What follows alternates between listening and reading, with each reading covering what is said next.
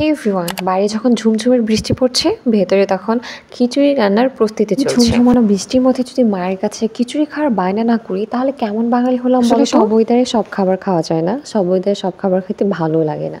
তো আমার মনে হয় বৃষ্টির সময় খিচুড়ি খাওয়াটা একটা বেস্ট ডিসিশন। এই খিচুড়িটা মা রান্না করছে, মায়ের হাতের খিচুড়ি রান্নার টেস্ট কিন্তু অন্যরকম হয়, তাই না? মায়েদের রান্না কেন যে এত মজা হয় আল্লাহই ভালো জানে। মা যতক্ষণে খিচুড়ি রান্না করছে ততক্ষণে আবার আমি ব্যালকনিতে চলে আসি আর বৃষ্টি দেখতে থাকি। আজকে কেন যেন আমি বৃষ্টির প্রেমে পড়ে গিয়েছিলাম। বৃষ্টি দেখতে দেখতে ডাক পড়লো মায়ের। মা হঠাৎ করেই বললো চা খাওয়ার জন্য। আমি আর একটু দেরি করলাম না, চা নিয়ে আবার ব্যালকনিতে চলে আসলাম। বৃষ্টি দেখতে দেখতে চা খাওয়ার মজা কিন্তু আবার অন্যরকম। সো যারা চা লাভার পারসন তারা তো জানেনি। তারপর চা খাওয়া শেষ করে আমি আবার কিচেনে চলে যাই আর গিয়ে দেখি মার খিচুড়ি রান্না প্রায় শেষ।